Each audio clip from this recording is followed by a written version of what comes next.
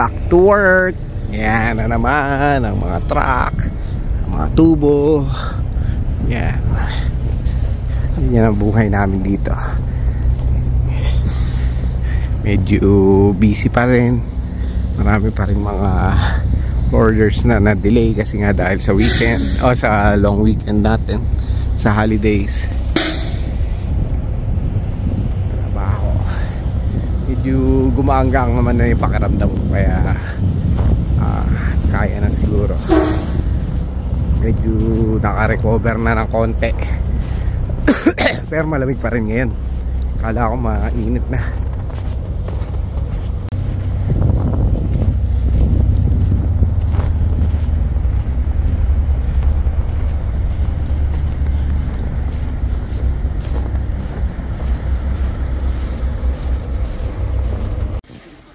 Yan. Ha? Yung ginagawa mo dyan, para kang bata ah. Bata ka ba? Nakabilis yan, dami oh. Ilan yan? 10 box? 10 box ng Pokemon. Ilan yung bubuksan mo? 6. 6? Akala ko bibenta mo ng per box. Hindi, per pack ang bibenta mo. Ano? Per pack. Per pack. Yung 4 buckets. Dami. Malaking malaking katipiran siya doon sa tipid ba? Magkano ba? Magkano per box yan? 68. 68? 68. Walang tax pa. Dahil naman. Tax break. Tax break nga pala sa mga mga laruan. Mga kung anong laruan na binigay ng liberal. Yan. Bago mag-resign. Mapakinabangan man lang. So, nabibenta yan per pack magkano? Depende. 12. Ganun. 12? Ilan ba yung pack niyan sa isang box? 12. 12 din. So, nasa magkano yun? 144. Mahal eh. Yung per box. Pero ikaw, ibebenta mo na. Paano yung mga insert na yun? Ito, gigipit to. Ha? Ito, mga to? Oo. Gigipit ko lang yan. Nabebenta rin yan? Hindi naman. Pero collection lang. Ano na? Collection lang.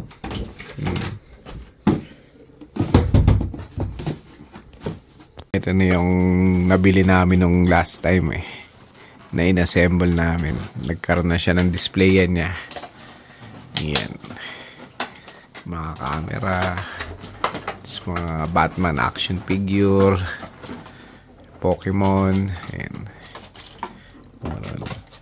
Ito Pokemon din to laki.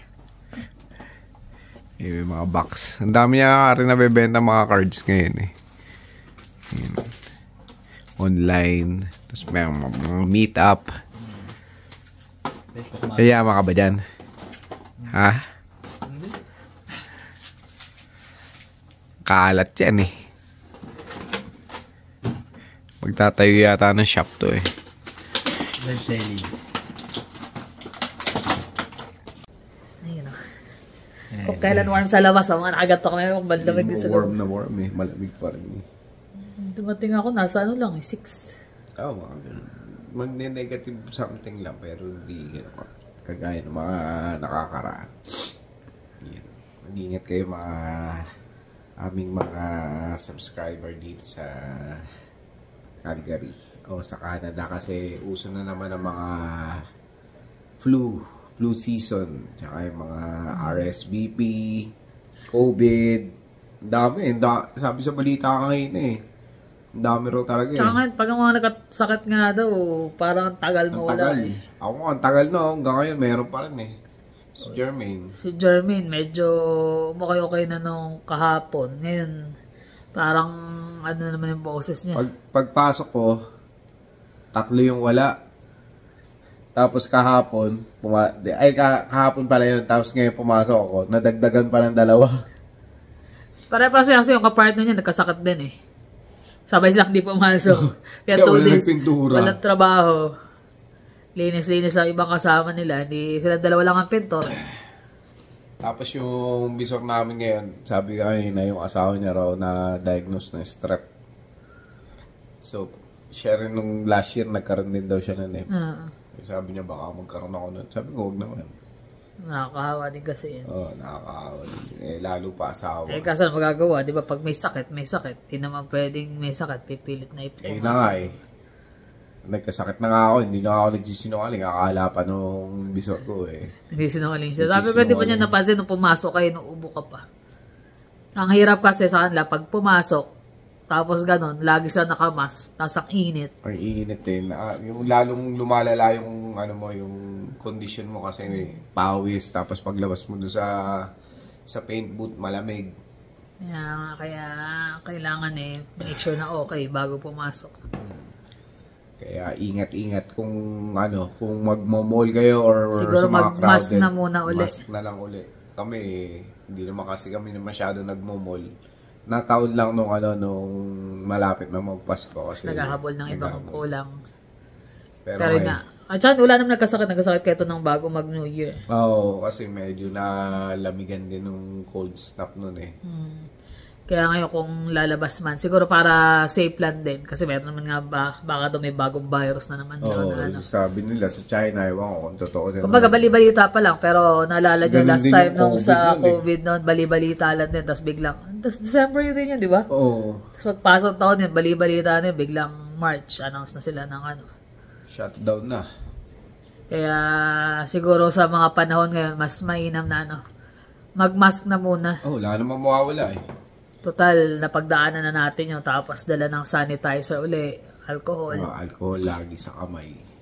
Tapos kung pwede namang online na lang mamili na online. Ganun. Tayo kagaya nun, di ba? Pag may mga kailangan, mostly namimili kami yung grocery, which is normal.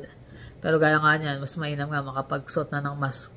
Ngayon pa lang ako mag-grocery this week eh. Kaya, yung sa amin nga, di ba, bagong company yung yung bumili. Ngayon na nila kapag kayo mga residente, may masama na sinisipon, inuubo. Inaano na kagad nila, ina-isolate na nila sa room. Tapos may isang nagreklamo. Sabi niya yun ang kasi sabi niya mahirap na ba kumalat. Tumawag ka ng HS kung gusto mo. Ayun, tumawag siya. Sabi, tama lang yung ginawa nila. So ngayon kasi para hindi mabilis kumalat. Kaya ginagawa nila. Sinesegregate na agad nila. Ilagay na, isolate muna, dideliver na sila ng pagkain. Tsaka yung mga yung mga may mga ibang regalo pa rito, hindi pa namin nadadala. Pasensya na kayo. Wala kasi dapat ayaw rin naman namin makahawa sa inyo. Di ba? Kahit kaya pa. Meron pa kaming 2-3 gift dito na hindi pa na-deliver. Pero darating tayo doon, hindi naman pasensya na. Hindi naman nakalaan naman na talaga yun. Kaya lang hindi na madala dahil nga yun. Tagal din, lang araw na rin yun bago ka pumasok, di ba? Halos 1 week din yun. Sakit di sa katawan. Ito nga na naman kami, lamig na naman eh. Si Jonas nga, nung bumili ka ngayon ng di ba, namili siya ng Pokemon sa Costco. Aga-aga. Sabi ko, ang lamig-lamig, mamaya ka ako, magkasakit ka. Kasi nakaraan siya parang magtatrangkaso rin eh. Kaya lang naagapan ng gamot. Siya yung una no? Ikaw. Ako ba una? Tapos hindi siya pumasok sa araw, pero naagapan ka agad. Pumasok pa siya ng Friday nun, di ba? Oo. Si Jermaine naman. Si Jermaine, hanggang ngayon, meron pa rin eh. Sakit daw ng lalamunin eh. Nagkakain nando si Jonas sa sabi ko, magsuot ka na makapal. May suot naman siya nung yung sa neck. Oo, tsaka doble-doble suot niya. Ay, buti na lang. Tsaka may kasama siya. So, while waiting, kasi nung bibili Pokemon, nung mga nakakaraang araw, pag may dumating, unahan. Nakakagulo daw yun. May mga video nga din na nakakagulo sa Costco. Anong araw ng pulis nung nakaraan eh. Kasi nakakagulo na ng pulis. Paano yung mga ibang yung scalper, talagang kinukuha nila, bultuhan. Hindi naman, paano yung iba, di ba? Tsaka ano nangyayari, pila, parang nabaliwala pila. Pagdating, unahan. So ngayon nung pumunta si Jonas, kasi Jonas magla-livestream nga siya, kaya bumili siya ng marami. Kaya sabi niya, niya, bibenta niya ng per pack. So pagdating doon, sabi niya, organized na. Buti na lang. Binibigyan na sila ng ticket, kasi umalis siya 5:38. Alis kasunuro ko lang. Kasunuro lang, nasa kwarto ako. Sabi ko, pinagsara ng pinto. Baba kagad ako eh. Silip ko si Jonas eh. Aga-aga, alis na. Ang open ng Costco, alas 8. Aga. Kaya sabi ko, lamig, mamaya magkasakit ka. Dami raw pila. Marami, pero nga dahil nga, pag pila mo, bibigyan ka na ng number. Buti na lang. So, habang nag-aantay, andun siya sa loob ng sasakyan. May mga kasama siya na mga namili din eh. Mga live streamer din na. Marami rin kasi talaga sa... Live selling pala. Marami rin talagang pera dyan sa mga collectibles na yan eh. Kahit yung Hot Wheels nga, meron nga kami nakasabay dati, may dalang cart eh. Pagdating ng box, yung pili niya, tinataktak niya doon sa cart niya, halos mapuno eh, no? Kung wise ka naman talaga sa collection, kasi pag nag-collect ka lang, wala, puro palabas. Pero gaya niya, nagko-collect ka, tapos pag kailangan magbenta mo. Piliin mo lang yung gusto mo talaga. Gaya ni Jonas, mostly yan, Magic Cards talaga yan. Pero dahil ngayon Pokemon, mas mabenta. Kaya siya bumibili. Pero dati na eh. Dati ko pa Magic Cards eh. Ang hirap kasi dahil store credit lang na ibibigay sa Magic Cards, di ba? Hindi ka gaya sa Pokemon. Sa Pokemon kasi mas maraming nagko-collect. Tinitingnan ko nga lang din eh kung anong maganda eh. Pag nakita ko medyo maganda-ganda yun, mag-invest din ako ng konti dun eh. Maganda kasi si Jonas kita mo. Gaya nakaraan, magkano benta niya? 240. Halos kalahati yung tinubo niya. Kaya lang, tiyaga talaga kasi gagawin niya, misa pipick upin niya sa downtown, pick upin niya sa ganito. May mga graded din kasi. Nakapakinabang din siya doon sa tax exemption ni ng mga liberal. Kasi wala yung niya. Yung binili niya na walang tax. Walang tax. So, panalo. Yun. Kaso, nag-resign na si Trudeau.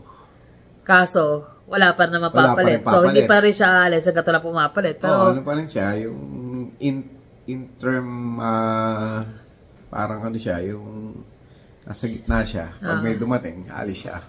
Dapat, sabi nga nung karamihan, dapat inano nila na, sige, aalis na ako, mag-election na. Parang ganun. Dapat nga, ganun lang ginawa. Kaso, ang gusto nilang gawin, mamili kagad sila ng isa sa mga liberal na MP na papalit. Sabi naman ni Poliev, hindi naman doon sa kalaban siya, pero hindi nyo ba naisip na 9 years yung mga liberal na yan ang nag-control ng gobyerno, ano nangyari sa atin. So kahit sino ipalit mo dyan, ganun din yung yung mindset nun. Tutuloy lang. Tapos yung NDP, meron ding carbon tax, itutuloy lang din yan. Siya lang yun talaga eh. Pero hindi rin natin alam, di ba? Pero sabi nga, dami nga mga in-interview. Mas kung ang papalit nga daw hindi magiging ganun ka-effective. At least merong magkakaroon ng pagbabago. Merong konting pagbabago. Kumbaga merong hope na may magbabago. Siyempre, may iba naman tayo ng paniniwala. Meron kayong mga sariling desisyon pagdating niya sa ganyan. Lalo sa mga politics Siyempre, iba tayo ng gusto niyan. Pero para sa amin kasi, mahalaga may magbago.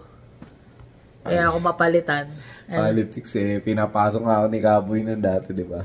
Yung tumatakbong barangay captain sa amin. Gusto pa kami maging konsyel Paano sa tuwing may pupuntahan siya na purok doon sa kanya sa patubig.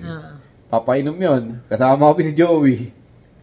Tapos punta sa kabila. Mahirap sa politika. Ma-involve. Mahirap. Pero kami as citizen na rin dito, syempre, nag-hope kami ng na mas magandang pagbabago. Magandang pagbabago. Tsaka, too much na kasi. So, either kung sino man ang papalit. Sobrang laki niyan pag talagang tinuloy ni Poliev yung axe the tax na yan, tatanggalin yung carbon tax. Sobrang di ginawa yung mga karamihan sa atin. Actually, napapaboran nga lang din karamihan sa mga liberal, yung mga low income Yung mga nasa middle class, yun talaga yung namamatay Lahat mahal na talaga. Parang lahat hirap na talaga pagdating sa pamimili na dating ganito binibili ngayon. Talagang kailangan i-cut down yung mga bagay-bagay. Tapos ayun na, tuloy-tuloy na yung pagka-cut nila sa immigration dahil announce na naman sila na ihinto muna nila yung PR ng grandparents tsaka mga parents visa. Pero may super visa pa rin. May super visa pa rin naman. Pero kasi yung isang klase ng stream, nila, pagdating PR na yung magulang at saka yung mga grandparents. Kaya, so ngayon, stop nila yon. Pero mag-a-approve pa rin naman sila ng Ay, meron patas lang yung last na application. Backlog, may yung backlog. kukuhanan pa rin nila. Pero after na nila. Pero marami pa rin kasi 15,000 pa rin yung kukunin nila Yung i-upload every nila. year. Every year daw. Pero ewan ko lang kung i-continue pa nila after this year. Kaya nga nasabi namin, marami maging pagbabago yan lalo. Magpapalit ng ano. Maraming maapektuhan dyan. Malaking bagay din kasi yung ano eh. Actually, yung mga syempre mga kasama ko dun, mga puti din, ganyan, mga Latino, halo-halo kami ron eh. Latino, mga Ukrainian, mga Russian. Halo-halo kami, may mga German, tapos yun nga yung mga talagang Canadian. So, minsan nagkakakwento-kwentuhan. Pagdating sa mga ganyan, yung, matatanda na rin yung mga yun eh. Sabi nila, kagaya kanina, napagkwentuhan namin habang kumakain. Sabi nga nung isa, actually malaking bagay yung papahinto ni Leon kasi minsan tatakbo kami ng emergency, puro matatanda na alam mong hindi Canadian ang nasa hospital. Ang pila, sabi niya dati, pumipila lang kami, 10 na max. Ngayon, 30, ganyan. Minsan, mas marami pa. Kahit na-experience ko yan. Oo, di ba? Kaya lang, ang comment nga nila, sabi nga, nagbigay ba sila ng kahit 5 doon sa tax na binabayad nila? Or nag-contribute ba sila? Nagtrabaho ba sila? Hindi. Pagdating nila rito, may edad na sila. Imbis na makapagtrabaho sila or makatulong sa income or sa kung saan, sila yung pumupunta pa sa mga hospital, ganyan, mga although, syempre, may mga matatanda rin naman tayo mga kamag-anak or kagaya namin, si Mami, di ba? Pero hindi na namin, actually, dumating sa point na gusto rin namin talagang pumunta si Mami. Kaya lang, siya na mismo ang ayaw niya. So, pag di kaya na talaga yung wag na kasi mahirap eh. Ang daming nangyayaring nabibigla yung katawan nung Sa dami rito yung nagkakasakit lang. Nagkakasakit. Kawawa. Kung yung mga parents at saka hindi pa ganun ka tatanda, okay lang kahit papano may laban. Pero yung mga talaga sobrang edad na. Iba kasi dinadala pa, although Pero na, di ba nagpakamatay pa? Saan? Pabalik dito, kinukwento nila sa akin. Talaga? Matanda na? Sa sobrang lungkot niya, hindi pa ka ganun katanda. Gusto nang ng Pinas. Kinuha rito. Anong nangyari? Pauwi na. Pero na-delay na urong yung flight. Nagpakamatay. So, hindi natin alam eh. Maaaring para sa atin, malaking tulong nandiyan yung magulang. Gusto natin pa-experience sa kanila yung mga bagay na ito, dito. Pero hindi lahat gusto eh. So, might as well, kung kukuha tayo ng mga magulang or grandparents, tanungin natin, gusto nyo ba rito? Kung ayaw man nila or gusto lang nila i-try, papuntahin, visit lang talaga. Tapos, pag kailangan na sinabing hindi kami masaya rito, gusto namin sa hayaan natin sila kasi minsan, may edad na kasi. May edad na. Iba yung tumanda ka na sa Pinas, tas dadaling ka rito. Nasanay ka na. Para kang isda. Isda na bigla ka lagay sa malamig na tubig. Galing ka sa tropical na climate. Bigla ka ilagay sa malamig na lugar. Siyempre, maninibago yung katawan mo. Tapos, paglabas mo sa Pilipinas, mare, ganyan. Mare. Dahil sa atin, matatanda, di ba? Magwawalis-walis lang yan. Kwentuhan na yan. Habang nakikipag-chikan sa mga amiga-amiga nila. Dito, wala. Gustong mamili ng matanda, punta lang ng palengke or talipapa, luto siya. Baga, happy sila. Tsaka hindi mahirapan yung katawan na mag-adjust. Kaya minsan, kapag kukuha nga, yun nga, talangin mabuti. May chismisan ba dyan? Kung gusto ba nila talaga rito, hindi dahil para lang makatulong sa atin. Malaking tulong kasi lalo may mga batang maliliit eh. Pero syempre, minsan isipin din natin yung sitwasyon nila. Sa amin lang yun.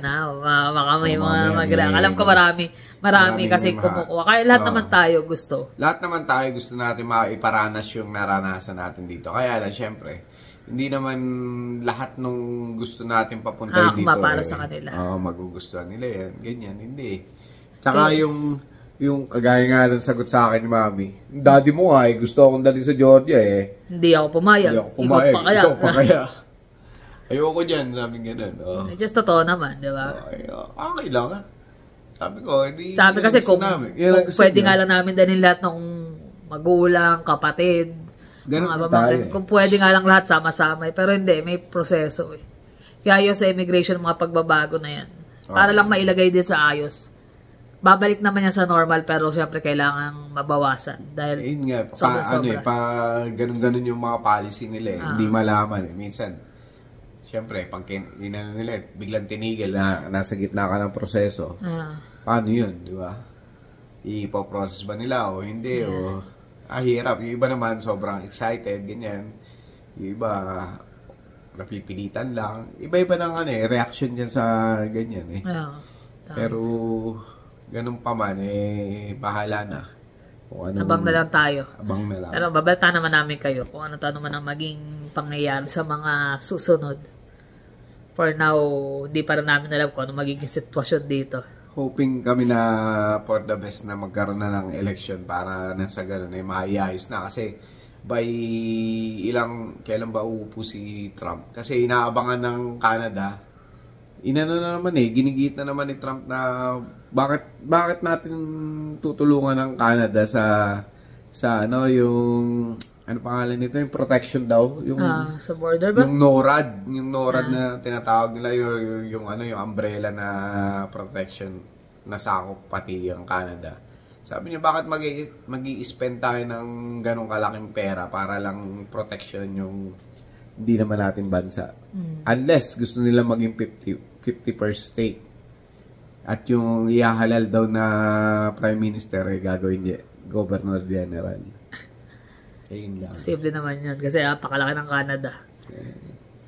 Hindi natin alam kung ano hindi rin basta papayag yung mga... Hindi papayag ang Canada. Bagang tagal na ilang taon na diba?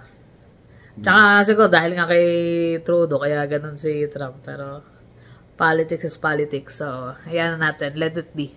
Tayo makibalita lang kung ano mga mangyayari at hoping for the best. Hoping for the best din kami talaga dito para magkaroon ng pagbabago talaga. Pagbabago at magkaroon din ng kumbaga ng bunga yung mga pinagdadaanan namin dito. Hindi lang naman kami, marami tayo dito mga kababayan na naghahangad na sana gumanda uli ang Canada. Tama. May balik lang sa dati. Kasi pagdating namin dito 2015 siya na nagpipirmahan na nga doon sa oppose doon sa bill nila na carbon tax Ganun talaga. Kaya nga abang-abang na lang tayo. Para maayos lahat. Siyempre tumataas na, nagmamahalan lahat. Yung sa atin para sa mga next generation ang inaalala natin Malaking bagay ang magkaroon ng maayos na leader. Para ma-lead niya yung bansa ng maayos din. Tama. Yun na importante. Yun lang naman guys. Naichika lang naman namin. At saka na-show yung kay Jonas na yung mga collection niya. Kasi alam niyo naman, bihira naman si Jonas nakikita sa vlog, mahihain kahit yung mga si Jermaine. So yun ang konting kanyang pasilip. Kung saan pinagkakabisihan ng aming anak. Nakita ko nga yung lalagyan ni Jonas Tonto siya. Actually, nabili namin yung $50 lang. Ano yun sa IKEA? Magkano pag binili mo? 100 plus din yan. Halos bago pa. Kaya tuwan-tuwa siya yun. Nailabas niya yung mga collection niya. Dati lahat nasa cabinet niya lang So halo-halo. Mukhang tindahan na nga May tindahan na nga ang plano. Kasi may mga pambenta na siya. Tsaka yun nga, magla-live stream nga siya. So, ang kagandahan sa Pokemon hindi siya interesadong maglaro.